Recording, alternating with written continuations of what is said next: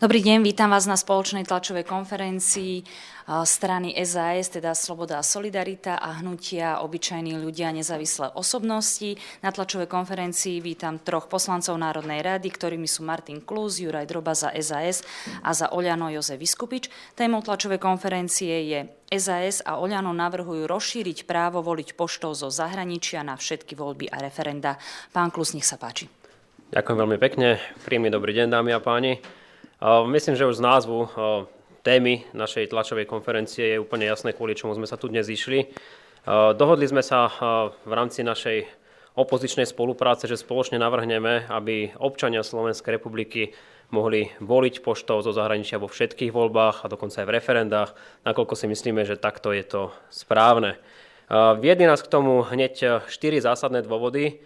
Poprvé, globalizácia, ktorá prebieha, a teda aj počet občanov Slovenskej republiky, ktorí žijú v zahraničí, je podstatne vyšší, ako sme na to boli zvyknutí v minulosti, o čom svedčia nielen počty, či už tie oficiálne alebo neoficiálne občanov, ktorí sa v zahraničí nachádzajú, ale aj účasť vo voľbách poštovým hlasovaním do Národnej rady Slovenskej republiky.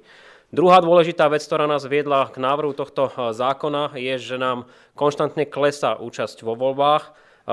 V dôvodovej správe sa môžete dočítať, že v roku 2010 napríklad sme mali pomerne zásadne rozdielne počty, pokiaľ išlo o voľby do samosprávnych krajov, do krajov ako takých v rámci teda krajských volieb.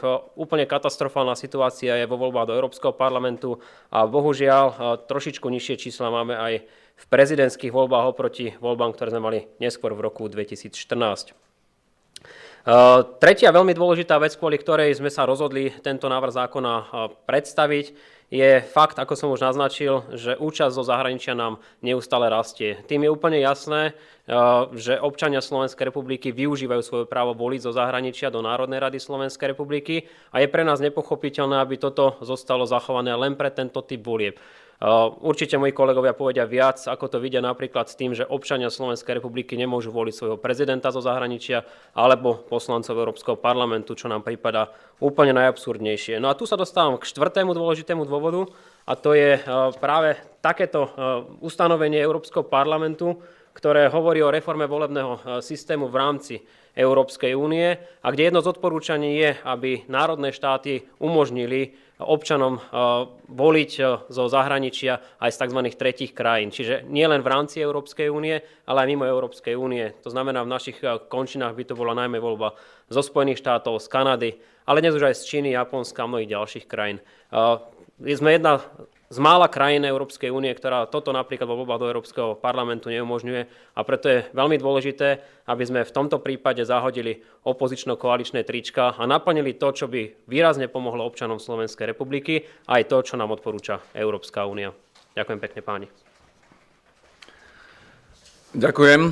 Ja by som chcel možno doplniť nepriamo k dôvodom, ale možno aj motívom, k tomu, ktoré nás viedli k tomu, aby sme vypracovali tento návrh zákona alebo túto novelu zákona. A to je v prvom rade urobiť medzi jednotlivými voľbami, tak povediať, poriadok.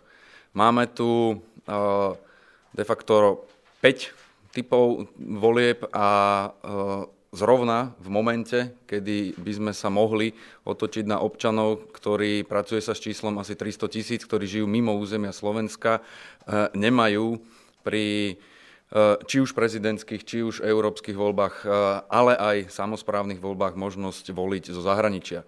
Čiže prvý motív, ktorý sledujeme a sledujem aj ja, je urobiť, tak povediac, poriadok a urobiť túto možnosť pre akýkoľvek typ volieb, ktorý sa na Slovensku vyskytuje. Druhým motívom je, že, ako spomínal aj Martin, je zatraktivizovať samotný volebný akt a s tým veľmi súhlasím, že mali by sme urobiť čo najviac preto, aby boli voľby čo najjednoduchšie a čo najviac prístupné. Možno sa môžeme interpretovať aj situáciu takým spôsobom, že na základe socioekonomických dôvodov je veľké množstvo ľudí mimo územia Slovenska a či budeme hovoriť o prezidentských voľbách alebo európskych voľbách, nemajú možnosť vyjadriť svoj názor alebo svoju vôľu vo voľbách. Čiže mali by sme nielen zatraktívniť volebný akt, ale vôbec im umožniť voliť, pretože asi môžeme dôvodne predpokladať, že veľmi ťažko sa budú priamo v deň konania volieb dostávať na slovenské územie. Čiže urobiť poriadok medzi jednotlivými typmi volieb a mať rovnaké parametre na všetky a umožniť teda voľbu poštou zo zahraničia. Druhé je zatraktivizovať volebný akt a tretím dôvodom je umožniť ľuďom, ktorí možno, že aj boli vyhnaní z územia Slovenska, aby sa mohli aspoň vo voľbách vyjadriť a doplniť svoj názor. Martin hovoril aj o príkladoch.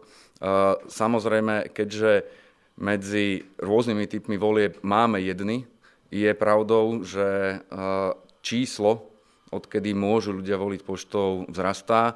Možno aj preto, že vzrastá suma tých ľudí, ktorí sú mimo územia Slovenska, respektíve je to pre nich čím ďalej viacej atraktívne.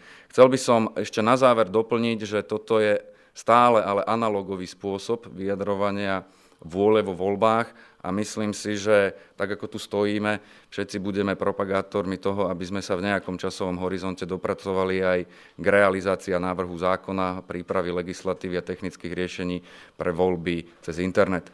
Myslím si, že mali by sme teraz bez politických tričiek umožniť ľuďom aspoň túto analogovú formu a čím ďalej viacej tlačiť na to, aby volebný akt sa stal čo najjednoduchší a čo najviac prístupný občanom. A voľby cez internet toto spĺňajú.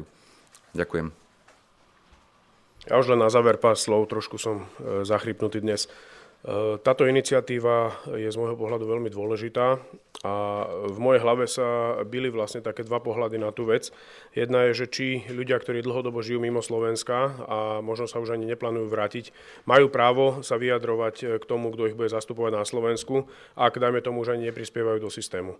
Ale tu sa môžeme sporiť a môžeme diskutovať o tom, že aký typ rezidenta alebo nerezidenta alebo držiteľa slovenského občianstva by ešte mohol mať právo voliť a v akom type volieb. Takisto je iná voľba prezidenta krajiny a iná je voľba komunálna alebo voľba krajská, kde naozaj, ak tam ten človek nežije, tak môžeme diskutovať o tom, že asi by to právo ani mať nemal. Ale čo je pre mňa dôležité, opomíname jednu skupinu ľudí, ktorá je dosť početná a to sú ľudia, ktorí žijú na Slovensku, sú občanmi Slovenska, avšak v deň volieb sú mimo územia Slovenska.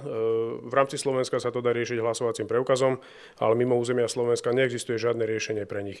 Takže týchto ľudí určite chceme do tohto typu volieb zahrnúť. V praxi to má fungovať tak, že si vyzdvihnú vo svojom volebnom okrsku hlasovací lístok, respektíve bude im poslaný poštou a môžu normálne poštou bez ohľadu na to, kde sa nachádzajú v deň volieb, tak môžu pred voľbami ešte poslať tú obálku a tak keď dorazí do momentu otvárania urien, respektíve sčítavania hlasov, tak ich hlas bude započítaný. Toľko z našej strany, veľmi pekne ďakujeme za vašu pozornosť. Dobrý deň, Lenka Ježová, Teatry. Kedy by ste chceli predložiť tento návrh a myslíte si, že budete mať dostatočnú podporu zo strany ostatných politikov? Návrh už je predložený, to znamená, očakávame, že prvé čítanie prebehne na novembrovej schôdzi. My pevne veríme, že budeme mať dostatočnú podporu, samozrejme budeme rokovať s koaličnými stranami. Ja už som inicioval rokovanie s Mostom Híd napríklad a chceme osloviť samozrejme aj Slovenskú národnú stranu a Smer. Ak sa k nám pridajú aj ďalšie politické strany, budeme iba radi, lebo tak ako sme naznačili, tento návrh zákona má pomôcť občanom Slovenskej republiky naprieč politickým spektrom, čiže tu verím tomu, že tie stranické trička pôjdu bokom. Ak by som mohol doplniť, chceme zbehnúť ten štandardný proces. Bavili sme sa s Martinom Klusom ako iniciátorom tejto idei, že zbehneme tie rokovania na úrovni šéfov poslaneckých klubov.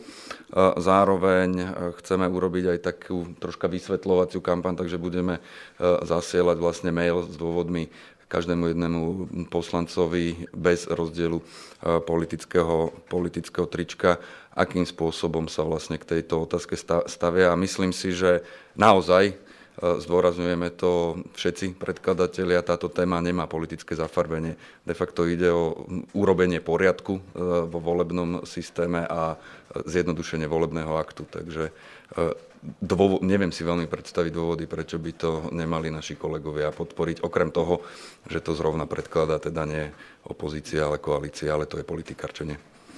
Tuším, som chytil tvoj hlas. Hajčaková, Slovenská televízia. Ja sa chcem ešte opýtať, pán Droba, vy ste hovorili, že u vás sa byli tie dva názory, že či človek, ktorý dlhodobo žije v zahraničí, že či má vôbec právo voliť napríklad prezidenta. To znamená, že vy ešte pripúšťate zmenu, že by to neplatilo pre všetkých, ale že by sa v rámci pléna ešte vyrokovalo, že napríklad tí, ktorí sú dlhodobo preč, že by takúto možnosť nemali, alebo čo ste tým chceli povedať? Budeme radi, ak to prejde prvým čítaním a v druhom čítaní sa budú podávať pozmeňovacie návrhy. Ja osobne nemám ešte celkom v hlave jasno v tom, že či majú právo zasahovať do diania na Slovensku ľudia, ktorí už jediné, čo majú, je slovenský pas, ale všetky ostatné lojality a podobné veci, vrátane platenia sociálneho poistenia už sú v nejakej inej krajine dlhodobo. Takže môžeme o tom diskutovať.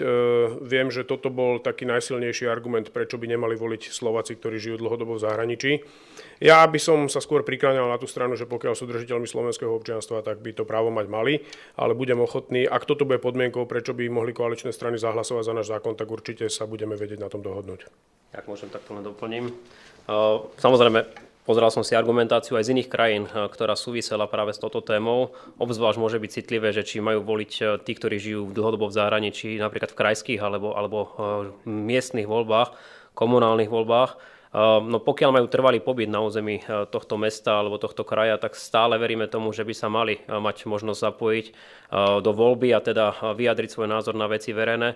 Nakoniec aj tí, ktorí dlhodobo žijú v zahraničí, ale majú trvalý pobyt na území mesta, musia stále platiť za smeti. Takže býva tam síce nejaká úľava, niekedy aj pomerne značná, ale časť týchto finančných prostriedkov predsa len musia poukazovať. To isté platí napríklad o zdravotnom poistení, pokiaľ ho nemajú v inej krajine. Čiže veríme tomu, že tá spätosť toho občana, napriek tomu, že nežije dlhodobo na Slovensku, zostáva a keďže je občanom a v niektorých teda prípadoch má aj trvalý pobyt, máme za to, že by mal mať možnosť takýto občan sa vyjadriť. Nakoniec ja verím tomu, že táto diskusia je už za nami, keďže voľby do Národnej rady presne takýmto istým spôsobom už dnes môžu občania realizovať práve prostredníctvom teda poštovej voľby. Takže neočakávam, že toto bude nejaká zásadná téma, ktorá by sa mohla otvoriť. Skôr tie technikálie, možno zásadnejším problémom by mohlo byť to, že prečo umožňujeme voliť len do prvého kola prezidentských volieb a do prvého kola v rámci župných volieb, pokiaľ nám ho nezrušia. To súvisí s tým, že v priebehu tých 2 týždňov, čo je čas medzi prvým a druhým kolom, jednoducho technicky nie je možné zaslať obálky a potom prijať všetky hlasy späť. Takže aspoň prvé kolo pre krajské voľby a aspoň prvé kolo aj pre prezidentské voľby. Aj to je už omnoho vzácnejšie ako to, čo majú dnes občania, ktorí sa nemôžu vyjadriť k tomu, kto má ich zastupovať ako hlava štátu alebo napríklad ako poslanci Európskeho parlamentu. Tu len možno jeden taký vtipný príklad. Ak ste na vyslaní za Slovenskú republiku, napríklad v rámci nášho stáleho zastúpenia, tak žijete v jednom meste so svojimi poslancami Európskeho parlamentu, ale aby ste ich mohli voliť, musíte vycestovať na Slovensko, čo si nie všetci kvôli služobným dôvodom môžu dovoliť. Takže aj z takého uhla pohľadu sa na to pozeráme a tak ako naznačil Jozef Biskupič, veríme, že z hľadiska dlhodobého bude omnoho zaujímavejšie presadzovať napríklad aj elektronickú voľbu cez internet. Zvažovali sme aj možno zaradiť sem voľbu na ambasádach, ale keďže chceme, aby to bolo politicky priechodné, tak sme zatiaľ nechali aspoň to, čo už dnes v rámci Národnej rady máme, len to rozšírme pre všetky ostatné voľby. Teda vy ste si dopredu ste si nepredrokovali s koaličnými stranami, či by podporili tento návrh? Ja som neformálne hovoril s niekoľkými poslancami koalície. Ideovo s tým nemajú nejaký zásadnejší problém. Ak tak naozaj v tom druhom čítaní možno dôjde k diskusiám o tom, či napríklad tie krajské alebo miestne voľby sú tie najvhodnejšie, kde sa majú vyjadrovať aj občania žijúci dlhodobo v zahraničí. Ale tam sme pripravili na určité kompromisy. Pre mňa absolútne nekompromisné je to v oblasti prezidentských volieb a volieb do Európskeho parlamentu, aj kvôli tým odporúčaniam, ktoré máme z Európskeho parlamentu a všeobecne z jednotlivých inštitúcií Európskej únie, aby sme čo najviac rozšírili a zľahčili možnosť voľby. Kolová, Slovenský rozhlas, možno je predčasné hovoriť o číslach, ale máte nejakú možno mejtu, koľko by ste chceli osloviť aspoň ľudí zo zahraničia, alebo nejakú hranicu, že o koľko by sa to mohlo rozšíriť? No, vychádzajú z čísel, ktoré máme k dispozícii dnes, pokiaľ ide o voľby do Národnej rady, tak ten náraz bol takmer 100% od začiatku, ako sa táto možnosť zaviedla. Ja predpokladám, že bude ešte viacej narastať. Napríklad aj v týchto voľbách sme pomerne intenzívne cítili, že občania zo zahraničia mali záujem. Veľa sa nás vypytovali, veľa sa dopytovali o tom, ako sa vlastne dá voliť. Tu naozaj veľmi pomocnú ruku podali chlapci zo Slovensko Digital, ktorí vyrobili formulárik, ktorým sa veľmi jednoducho dalo získať túto žiadosť o vystavenie hlasovacieho preukazu a zaslanie lístkov do zahraničia. Takže aj toto sú drobnosti a maličkosti, ktoré napríklad s elektronickým preukazom budú už len pomáhať k tomu, aby čo najviac občanov mohlo sa zapojiť do voľby. Tá meta je jednoznačná. Čím viac voličov zo zahraničia bude voliť, tým lepšie. Ťažko to dnes odhadnúť do čísel, ale my veríme tomu, že ak dnes máme 300, možno až 500 tisíc obyvateľov v zahraničí a volí nám v skutočnosti približne 15 tisíc z tých, ktorí nemajú trvalý pobyt na Slovensku, tak sa pohybujeme do podstatne vyšších čísel, aby to bolo približne kopírujúce tú volebnú účasť, ktorú máme na Slovensku. Ja budem o mnoho ambicioznejší, keďže znie tá otázka, že koľko, ja by som bol úplne najradšej, keby všetci. A nevieme teraz odhadnúť, mali sme tu, ako bol spomený, Slovensko Digitál, ktorý veľmi spopularizoval práve pri voľbách do Národnej rady túto formu. Ja by som sa dokázal aj spýtať, že či náš digitálny šampión, pán Pellegrini, nebude chystať nejaký typ aktivity a možno, že on bude hlavný tak povedať presviečateľ ostatných politických strán na to, aby sme najprv zaviedli túto poštu, aby ju mohol nejakým spôsobom spropagovať a teda nám aj odpovie na tú otázku, do akej miery bude pripravená a kedy hlavne infraštruktúra na to, aby mohla prebehnúť nejaká voľba cez internet alebo či vôbec nejak rámcovo o tom uvažuje. Čiže myslím si, že by bolo veľmi dobré, aby sa vôbec volieb nejakým spôsobom mohol zúčastniť absolútne každý, aj keď býva v zahraničí a nejakým spôsobom mu to čo najviac zjednodušiť. Dobrý, Martin Pavlik Taser, ak som prepočul, tak sa ospravedlňujem, ale má sa to týkať aj referend celoštátnych?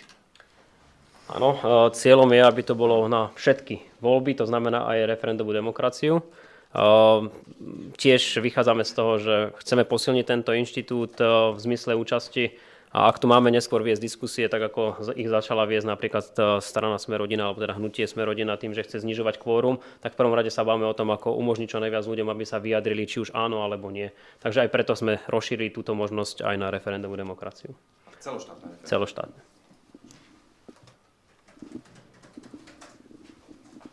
Tak ďakujeme veľmi pekne.